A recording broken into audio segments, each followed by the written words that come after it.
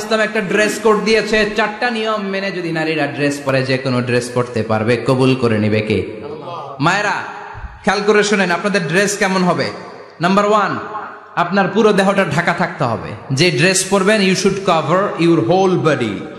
শুধু হাতের এই 2 কবজি আর চেহারা খোলা রাখতে পারবেন, তবে চেহারা ঢেকে রাখা উত্তম।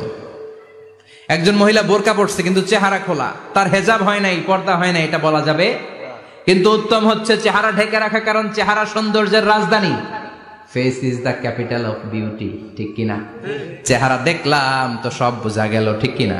কেমন মাধুর্যতা আছে, দেখতে কেমন সুন্দরী কিনা সব বোঝা যায়। এজন্য চেহারাটাও ঢেকে রাখবেন, চোখটা খোলা রাখবেন। বিশ্বনবীর স্ত্রী উম্মে সালামা বলে, দেখার জন্য আমার 2 চোখের দরকার নাই, লাগবে 1 চোখ। উনি আরেক চোখের মধ্যে আরেক কাপড় দিয়ে রাখতেন, এমনি তাকাইতেন। সাহাবারা বলতেন, উনারে দেখলে আমরা দিতাম দৌড়, ভয় লাগতো। চোখ একটা দেখা যায় আর একটা খোলা, উনারা দেখে আমরা এদিক সেদিক পালিয়ে যেতাম। আবার অনেক মহিলারা পা ঢাকে না, পা কিন্তু পর্দার অন্তর্ভুক্ত। সব সময় মেয়েরা পা মোজা পরে বেরোতে হবে, পা দেখানো যাবে না। হাদিসে এসেছে শুধু হাত এতটুকু, পা কিন্তু পর্দার অন্তর্ভুক্ত। উম্মে সালামা বললেন, ইয়া রাসূলুল্লাহ, আমরা তো হাঁটতে গেলে অনেক সময় পা দেখা যায়। বিষ্ণু বললেন, তাই? তাহলে 1 বিঘত নিচ দিয়ে কাপড় বাড়াও। উম্মে সালামা বললেন, জোরে হাঁটলে তো তারপরও দেখা যাবে। বিষ্ণু বললেন, 1 হাত বাড়াও, ধুলাবালি সহ টানবা, তারপরও পায়ের 1 ইঞ্চি দেখানো যাবে। তাহলে ড্রেস কোডের প্রথম নিয়ম হচ্ছে পুরো দেহ ঢাকবেন।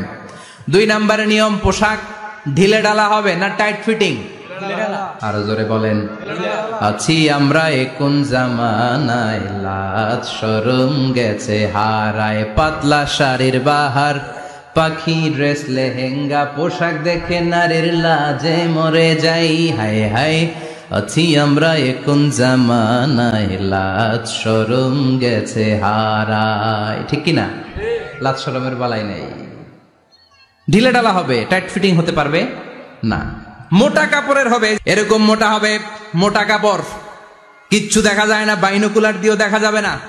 আবার ঢিলে ঢালা আছে না নাই? আমরা পুরুষরা যে এটা পরি, এটা দিয়ে 3 মহিলার কাপড় হয়, ঠিক কিনা? কাপড় পরতে চায় না তারা, ওদের পোশাক আমরা নিয়ে নিস। তার মানে ঢিলে ঢালা হবে, মোটা কাপড়ের হবে, টাইট ফিটিং হতে পারবে। আবার পুরুষদের পোশাক হতে পারবে।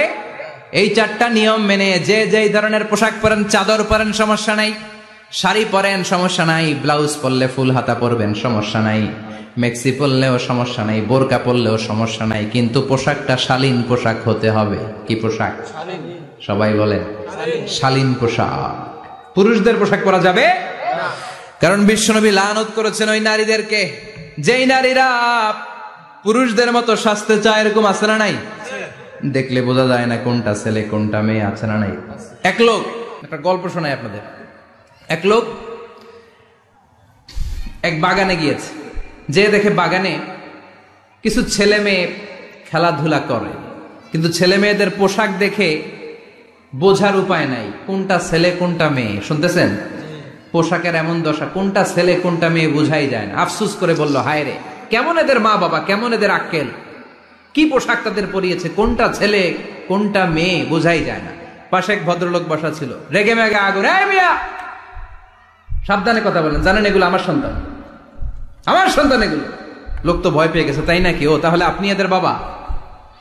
এবার লোকটা রেগে মেগে বলে, আমি আপনার কি চোখ নেই, আমি বাবা হইতে যাবো কেন, আমি তো এদের মা।